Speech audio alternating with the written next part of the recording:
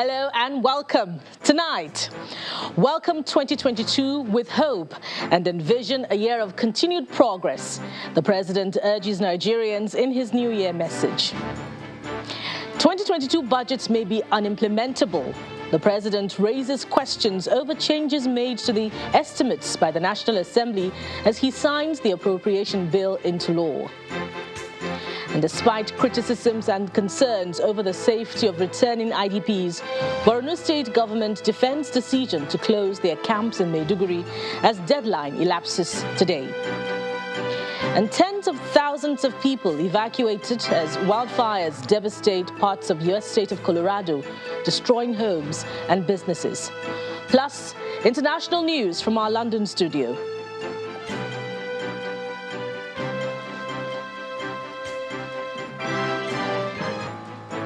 On business news tonight, Lagos State Governor signs 2022 appropriation bill of 1.7 trillion naira into law, highlights need to capture all financing options for the Blue and Red Line rail projects. On sports news tonight, Nigeria Football Federation replaces Victor Osimhen, Leon Balogun and Emmanuel Dennis in the final 28-man list for the Africa Cup of Nations. And from Abuja, police arrest 2 teenage suspects over the kidnap of an 8-year-old girl in Uromi, East and Northeast local government area of Edo State.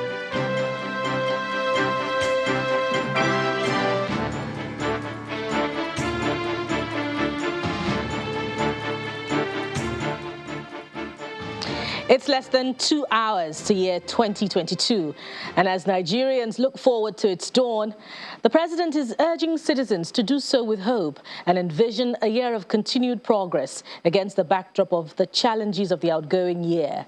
This is part of President Muhammadu Buhari's New Year message to Nigerians, urging all to remain resolute and determined to overcome the obstacles on the path of building the nation of our dream. Many of the challenges, he says, are a consequence of the COVID-19 pandemic, which have threatened efforts to reposition the nation. Despite these, the president declares, "But I assure you that we will remain resolute in our commitments and shall continue to press ahead with our programs and plans." He also restates the resolve of the present administration to continue tackling insecurity by equipping the military adequately to address the current challenges being faced in the country. But beyond this, the president adds, we would be deploying multifaceted solutions that will be targeted at addressing human security at the grassroots before it leads to insecurity. He also pays tribute to the military, police officers, and other security agents who have lost their lives in the cause of protecting the territorial integrity of the country, and commiserates with those who have lost loved ones. On the economy, the president says the growth recorded in recent times will be sustained, and is also optimistic that the Petroleum Industry Act will help drive the new direction on the economy. In his words, our objective to increase liquefied natural gas exports and expand our domestic market is still very much at the forefront of some of the policies we would be pushing in the new year. He says the federal government's anti-corruption crusade is succeeding, especially through the innovative use of technology and forensics, while urging Nigerians to be united in our fight to keep the country united against all. And in a bid to avoid disrupting the January to December budget cycle, the president today signed the 17.1 trillion naira 2022 appropriation bill into law. But that was not without some reservations, as President Muhammadu Buhari expressed displeasure over major changes made by the National Assembly in the bill, which he says may render the budget unimplementable. The president equally signed the 2021 finance bill into law. Our State House correspondent Gloria Umezuke reports. A week after the National Assembly transmitted the 2022 appropriation bill to the executive for assent, the president formally receives a document presented to him by his senior special advisor on National Assembly matters at the council chamber in the State House. flanked by the President of the Senate, Senator AHMED LAWAN, the Speaker of the House of Representatives, Mr. Femi Gbajabiamila, and the Minister of Finance, Mrs. Zainab Ahmed. The President signs the 17.126 trillion naira 2022 national budget.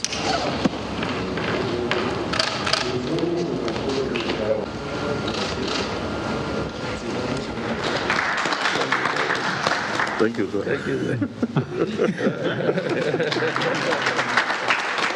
The breakdown of the budget includes 868 billion naira for statutory allocation, 3.8 trillion naira for debt servicing, 6.9 trillion naira for recurrent expenditure, as well as 5.4 trillion for capital expenditure.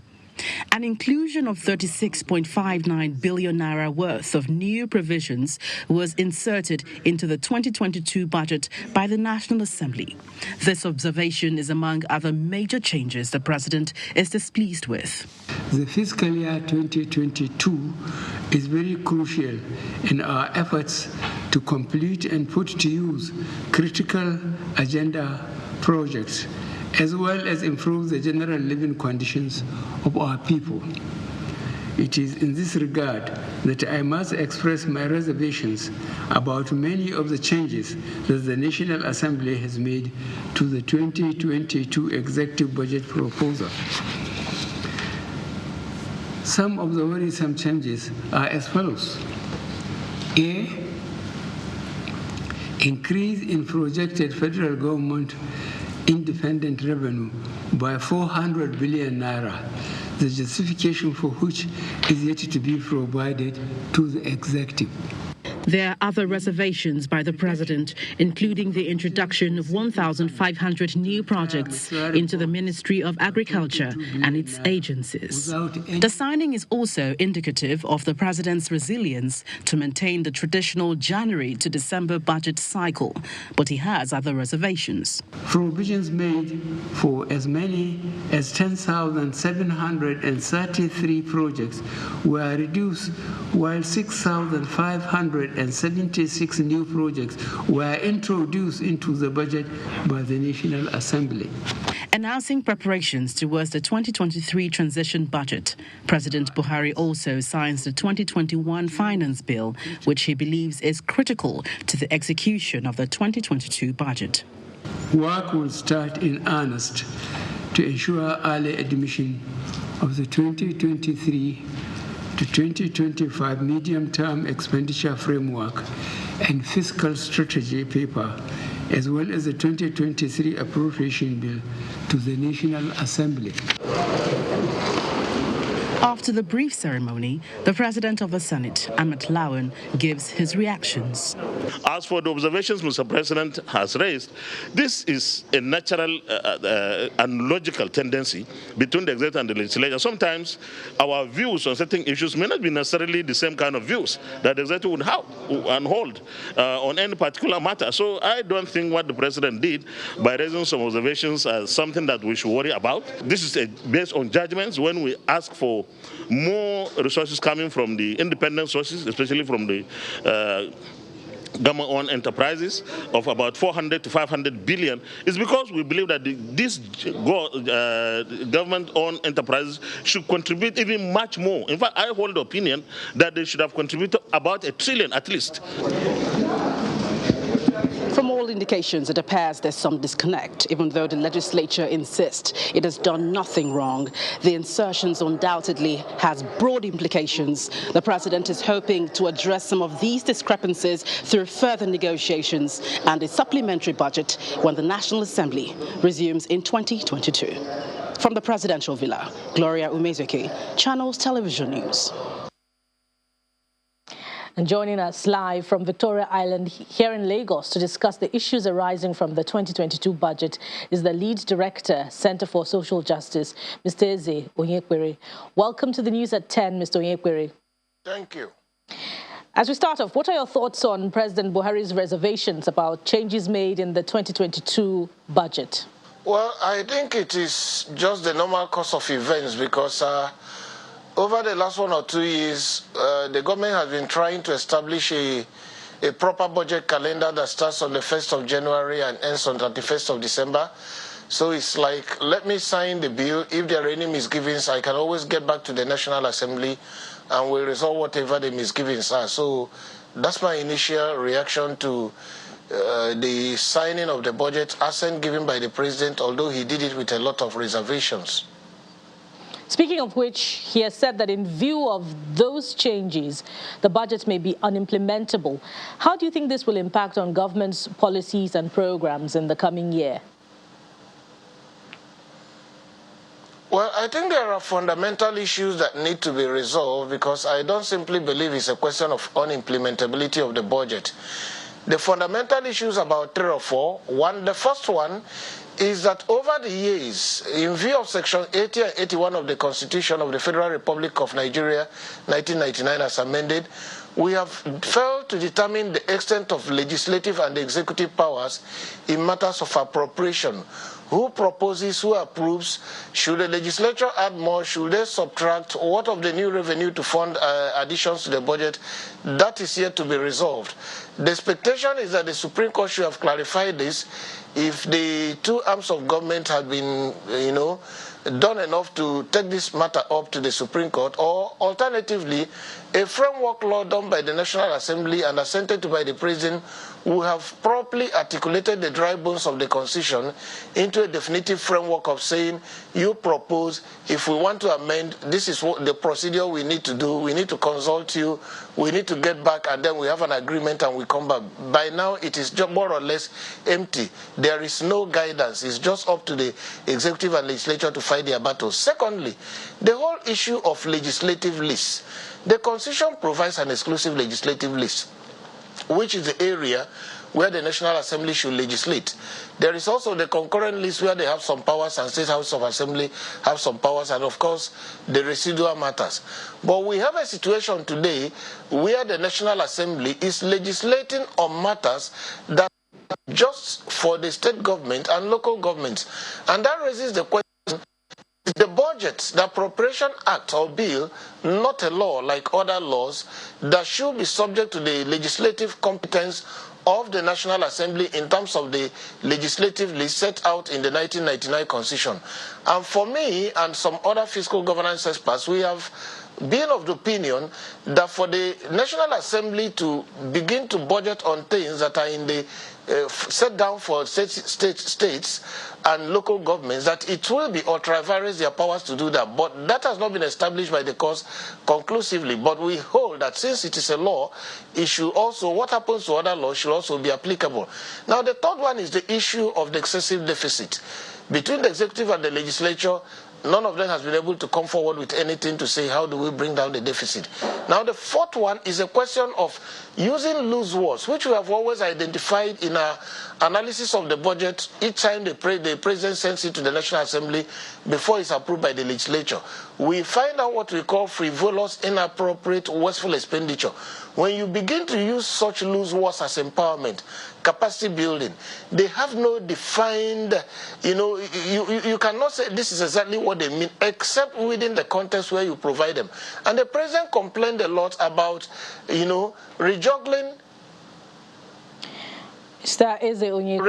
budget figures using the word empowerment to change them. So that's a question and an issue. Yes, thank you very much. As much as we'd like to continue the discussion, we would have to leave it here. Thank you very much, Mr. Eze Onyekwere, Lead Director, Center for Social Justice, for your thoughts on the concerns raised by the President to the 2022 budget. Thank you very much for being on the news at 10. My pleasure. In part 2, after the break, as the deadline elapses today for IDPs in Maiduguri to return to their ancestral homes, the Borno State government defends its decision to close their camps. Stay with us.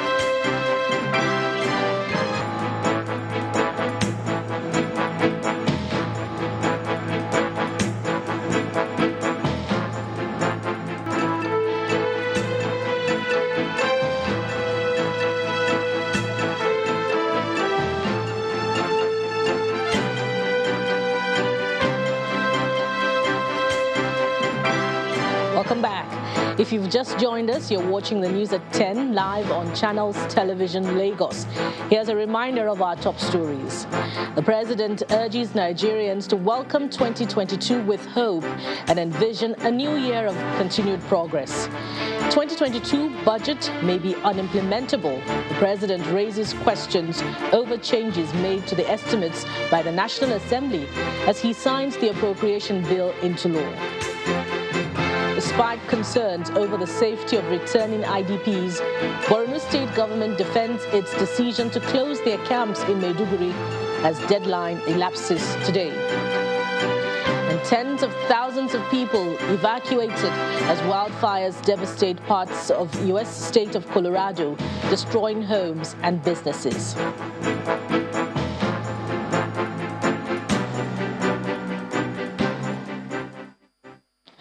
Today is the last day that internally displaced persons in government-approved camps are spending in the facilities. This comes as the Borno State government says it is going ahead with its plan to close the camps today, despite concerns over the safety of the IDPs. According to the government, the decision to close the camps is coming on the heels of improved security in the state that is the epicenter of the Boko Haram insurgency. It's a season of relocation and closure of eternally displaced persons camps in Maiduguri, the Borno State capital. The reality of a new life stares the internally displaced persons in the face as the period of grace for their stay in their camps end. Despite criticism and concerns over the safety of the returning IDPs, the Borno State government has set a deadline of December 31st, 2021, a decision the government says it reached with its development partners. We have two levels of engagement: the high-level technical task force on return headed by the Deputy Governor himself. We have the technical level headed by Commissioner of RRR, where SEMA, Sustainable Development, UN OCHA, UNSC, will all serve as the secretariat. For 7 years, the IDPs have been grappling with food shortages, among other issues, just as the federal government, through its agencies, is supporting the move by providing double rations of food items to the affected population, and this is to sustain them until they get back on their feet.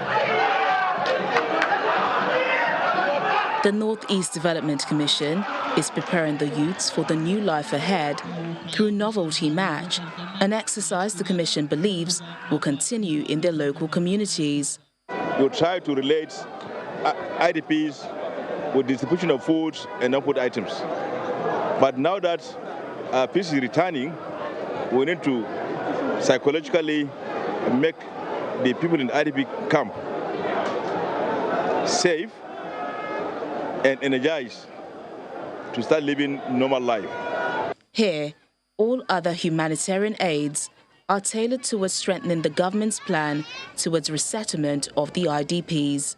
We know that these people are vulnerable people, so the reason why the support will continue for a certain period is because if we leave them to go back, most of them will not be able to stand or fend for themselves.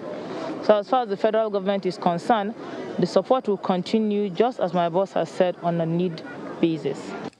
The IDPs themselves are not opposed to returning to their ancestral homes, provided their safety is addressed. There is no compulsion in returning home, but we are hoping that everywhere should become normal without any problem. If there is peace, we will go back. Out of the 13 IDP camps, originally established by the Borno State government at the peak of Boko Haram assault on communities, only 7 are still in existence.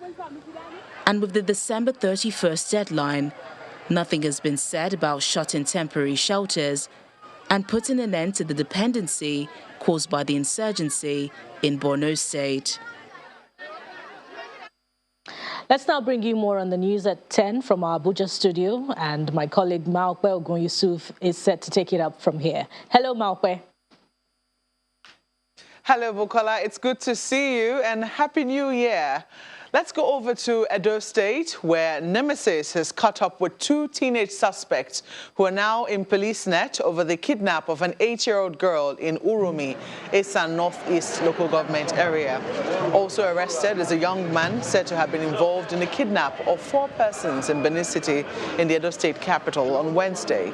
The suspect had been in custody at the correctional center for a crime he committed in 2018 before he escaped during the hijack of the NSAS protest last year. On the 28th of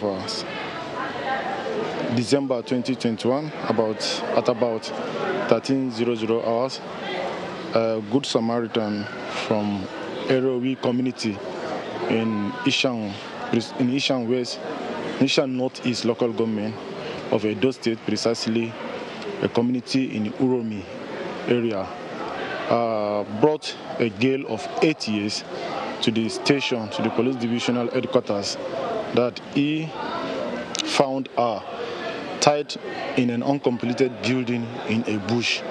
So he rescued her and brought her to the station. Upon interrogation, the little girl was able to speak out that 2 young boys abducted her from the community, from our community, Irowi community, brought her to the bush, tied her hand down, tied her leg and her mouth until this Good Samaritan saw her and rescued her. In a related development, on the 29th of December 2021 at about 13:00 hours, the divisional police officer of Ugbowo division received an information that hoodlums suspected to be kidnappers have kidnapped 2 persons. They kidnapped them and also proceeded to Ukowem Road in Benin City, where they also kidnapped a duo of Irene, Edena Buhen, a female, and Rosemary Ojegu, a female. Also, on the same date, or receipt of the information, the divisional police officer immediately mobilized operatives of the police from the division and chased after the hoodlums. Now, while those cases might have been cracked in Edo State, the year appears to be ending sadly for the Federal College of Education Technical, Gusau, in Zamfara State, as the wife of one of the lecturers in the institution, Dr. Abdulrazak Muazu, and 2 of the daughters have been abducted. They were said to have been kidnapped at their residence in Mariri, a community in the outskirts of Gusau, in the early hours of today. Dr. Muazu is a lecturer with the Department of Agriculture at the college. The spokesperson of the Zamfara State Police Command, Mohammed Shehu, confirmed the incident, explaining that the command has since dispatched search and rescue operatives to go after the abductors and rescue the victims. And staying in the Northwest, Rivers State Governor Nyesom Wike has taken his message of peace to Sokoto State, where he expressed hope in the unity of the country, but says leaders must be encouraged to speak truth to power at all times. The governor led a delegation of Rivers elders and politicians on a visit to the Sultan of Sokoto, Saad Abubakar III, to condole with him on the recent killings in the state. In his response, the Sultan urged all Nigerians to demonstrate love towards one another. Most importantly, Your Eminence, the third one, is to sincerely thank you for the role you have been playing, for the role you continue to play in the stability of this country. You have been trying to stabilize all the religious groups, all the ethnic groups, to understand we have no other country other than one country called Nigeria. You have always spoken out, irrespective of whether it touches on Muslims, whether it touches on Christians, or whether it touches on those who don't have any religion. You have always spoken out. I have admonished government where necessary. If all leaders can exhibit this kind of traits, this kind of character, they will have future. They will know that this is our country. Truly, we are going somewhere else. His Excellency, we thank you for your passion, for your position, for your steadfastness in continuing to build on the relationship that we built over years. And I think that's the beauty of this great country. Because wherever we visited, we find that we have friends there who really, honestly love us and respect us. Not because of whatever we can give them. We don't give them anything, but we can give love. And that is the best you can give any human being. If you give love, others will just come after, things will fall in place. Because if there is love, all the acrimonies you hear, all the confusion you hear all over the place, all the killings wouldn't have taken place. Still ahead on the news at 10, Lagos State Governor signs appropriation bill of 1.7 trillion naira into law, highlights need to capture financing options for the Blue and Red Line Rail project. That's on Business News. Do join us again.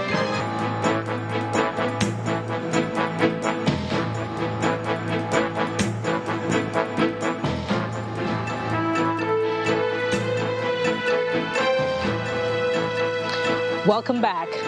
Indeed, the year 2021 has been full of ups and downs, and Nigerians are hopeful that the new year will bring new hope.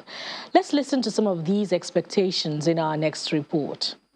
It's been a year of ups and downs, not just in Nigeria, but across the world.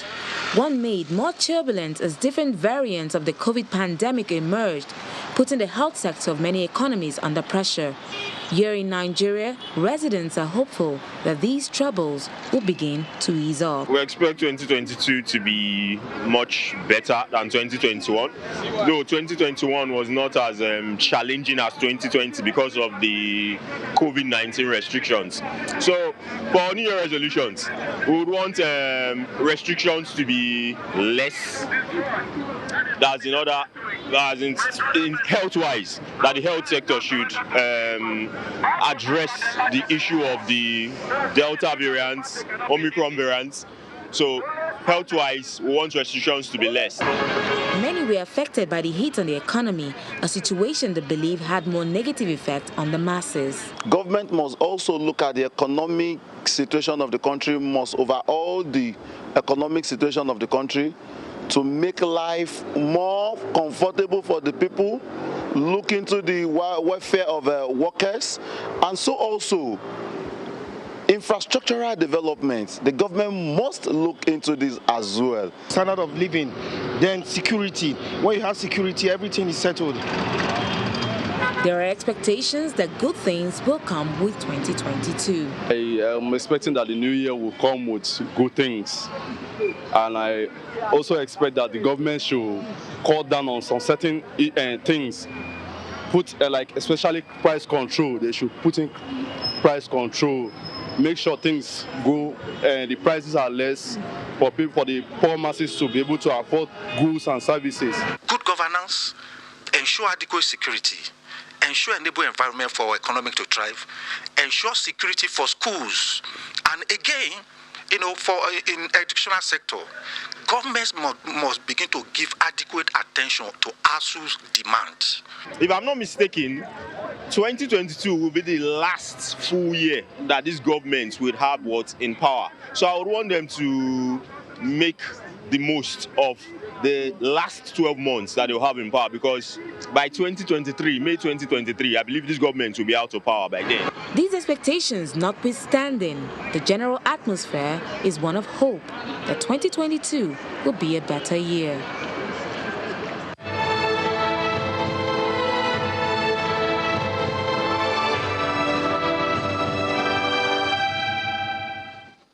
$6,500 Lagos-bound air passengers defaulted COVID testing and isolation rules, while 81 international passengers have been sanctioned for non-compliance with testing protocols. The Lagos State government disclosed this in a statement providing an update on its COVID-19 response. In the statement signed by the Commissioner for Health, Professor Akin Abayomi, government explains that the Omicron variant started spreading around the beginning of December, coinciding with the influx influx of inbound travelers into Lagos. The state government says it recognized a pattern in November and December this year where a majority of inbound travelers were not turning up for their Day 2 and Day 7 COVID PCR tests, an event that is the most likely source of the entry of the Omicron variant and catalyst for the fourth wave.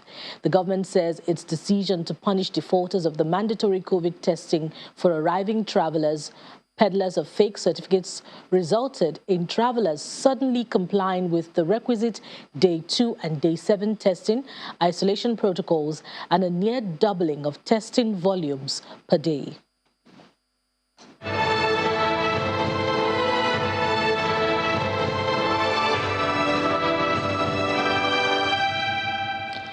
International Breweries PLC, Brewers of Hero Beer, is celebrating its customers with the launch of the Board of Heroes tagged Ibu Odogu. The initiative is to make visible, celebrate, and appreciate consumers who have continued to patronize the Hero Beer.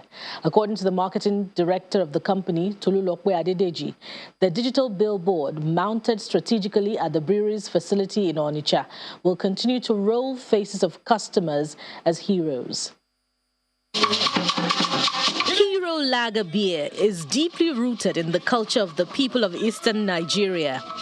In recognition of the people's patronage, International Breweries PLC, makers of Hero Beer, has also continued to celebrate them through legacy initiatives. The latest is tagged Board of Heroes. Executives of International Breweries show pictures of celebrities previously imputed into a digital screen known as the Board of Heroes. Can't say thank you enough. We know we are your #1 chosen beer right here in the southeast part of Nigeria especially, and we say a big thank you for that. And to show how grateful the brand is, we've decided to do something that no brand has ever done before. We've commissioned a digital billboard mounted right here on our breweries so that every time our heroes descend home, we all know how much our consumers work, all day, all year, and sometimes we all feel invisible or we feel uncelebrated, we feel unrecognized, and we thought as a brand we have to do something about that.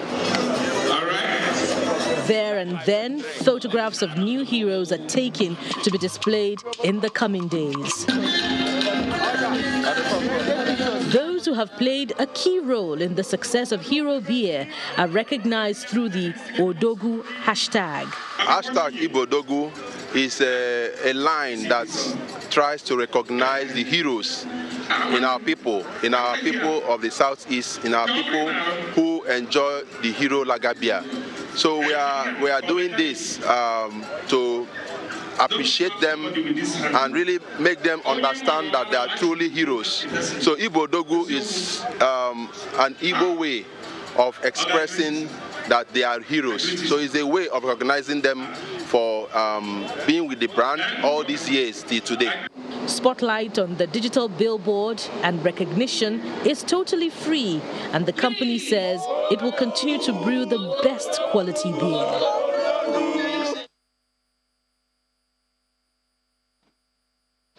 And coming up next on the news at 10 is Business News with Anne Nwawudo.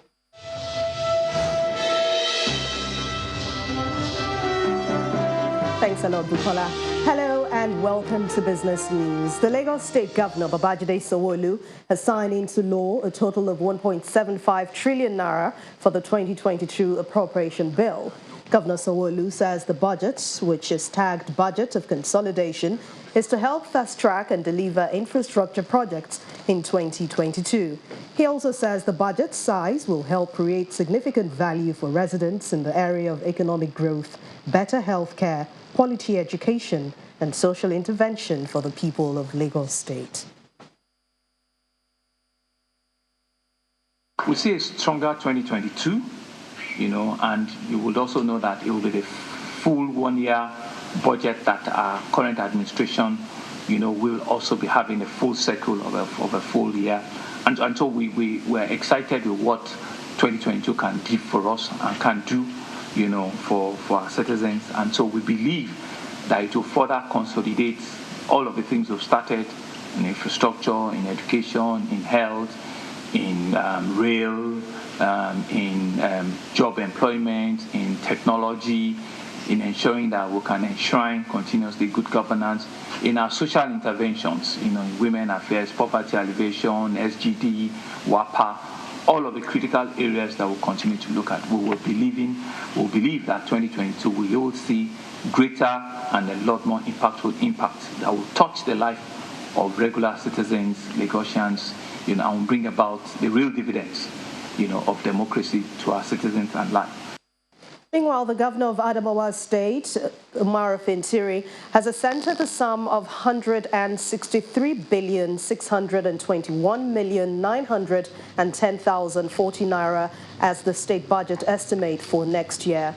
This follows the passage of the appropriation bill by members of the State House of Assembly after its presentation by the governor in the first week of November 2021. Before the signing of the budget, Governor Umar Fintiri thanked members of the speedy passage and the good cordial relationship between the executive arm and the legislature in the state. This budget of sustainable growth amounting to 163 billion to run the services of the state for the year 2022, and to also thank the Honorable House for this speedy passage, for the collaboration and synergy that have been existing between the executive and the legislature for the good people of Adamawa State, and to also thank my economic team who have not been resting and finding it easy, working day and night to see that these documents are put together. And in a surprise move, the domestic stock market made a strong last-minute rally at the close of business today as the year 2021 finally takes a bow.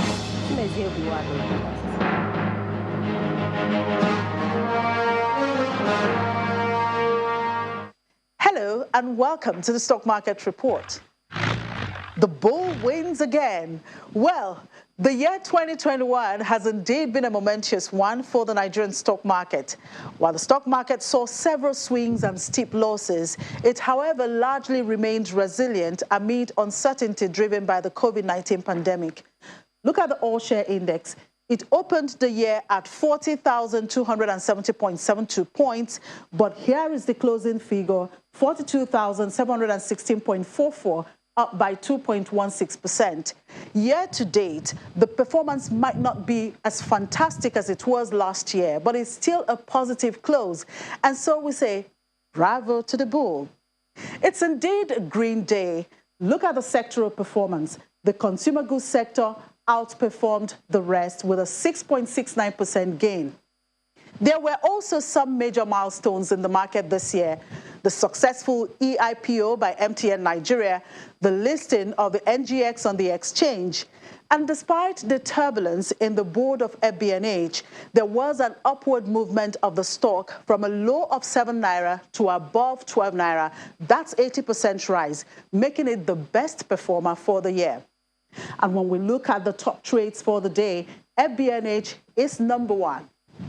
It was a short trading session today, and at the end, over 455 million shares were churned out, valued at almost 10 billion naira in 2,830 deals. With the expectation of audited results, traders say we are still likely going to see some rally in the first quarter of 2022, but how that will hold will depend on economic policies of the government. But we'll keep our fingers crossed and hope for the best. I wish you a happy new year. And that was the Stock Market Report.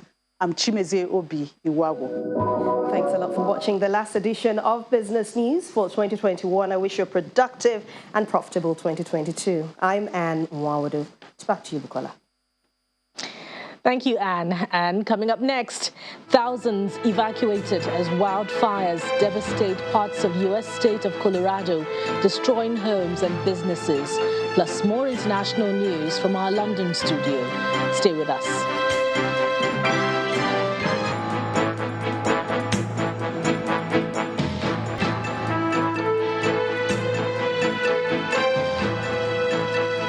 Welcome back. Hundreds of homes have been destroyed and tens of thousands of people evacuated in the U.S. state of Colorado after wildfires driven by high winds engulfed two towns near the state capital, Denver. For more on this and other international news, here's Simon Pusey with Around the World in 5. Good evening and welcome to the Channel Studios here in London with your international news around the world in 5. Tens of thousands of people have been evacuated and hundreds of homes have been destroyed as wildfires spread through the U.S. state of Colorado. The fast-moving fires are burning in Boulder County, north of Denver, and officials say deaths are likely.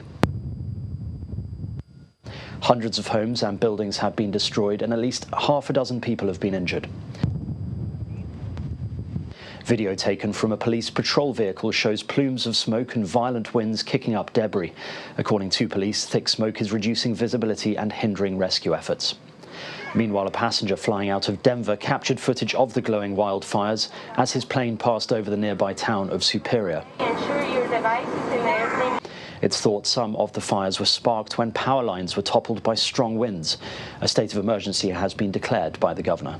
Gusts of 100, 110 miles an hour can and have moved this fire down a football field in a matter of seconds. Very little time to get out, very little time to even get the most important parts of your life. And yes, it'll be a difficult process. In his first New Year's address, Germany's new chancellor said he wants to use its presidency of the G7 nations to develop it into a club that is pioneering green growth and a socially just world. Mitbürgerinnen und Mitbürger. Olaf Scholz said Germany will push for a climate-neutral way of doing business and a fair world. In his previous roles as Vice-Chancellor and Finance Minister, Scholz suggested that the European Union should team up with countries like the United States, Canada and Japan to create a climate club in which members agree joint rules and common standards on how to reduce carbon emissions. Some residents under lockdown in the Chinese city of Xi'an say they do not have enough food, even as officials insist there are adequate supplies. More than 13 million were ordered to stay at home last week as authorities sought to battle a COVID outbreak. But compared to other lockdowns globally, locals cannot go out even for essential reasons like buying food. The government is delivering supplies, but many on social media say they are yet to receive them and are struggling. The lockdown in the northern city is in its 9th day. South Africa has lifted a midnight to 4 a.m. curfew on people's movement with immediate effect, believing the country has passed the peak of its 4th COVID-19 wave. That according to the experts, Omicron has reached the peak. Mondli Gungungbele said the country made the changes based on the trajectory of the pandemic, levels of vaccination in the country, and available capacity in the health sector. Data from the Department of Health showed an almost 30% decrease in the number of new cases detected in the week ending December the 25th. Meanwhile, members of the public have queued for a second day to pay their respects to Archbishop Desmond Tutu ahead of his funeral tomorrow. A cathedral marching band played as people waited for his coffin to arrive. Tutu, who requested the cheapest coffin, said he did not want any lavish funeral expense. The ceremony will take place on New Year's Day. The Central Committee of Sudanese doctors say 4 protesters have been shot dead by security forces, at least 3 of them in Khartoum's twin city, Omdurman.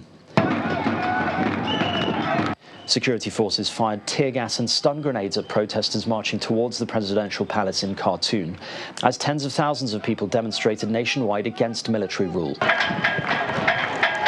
The protests are the 11th round of major demonstrations since a coup which saw Abdallah Hamdok removed and then reinstated as Prime Minister. The outgoing New York City Mayor, Bill de Blasio, has held his final news conference. Thank you, everybody. De Blasio can point to a list of progressive wins under his leadership, including universal pre-kindergarten, the end of the policing practice known as stop and frisk, and paid sick leave.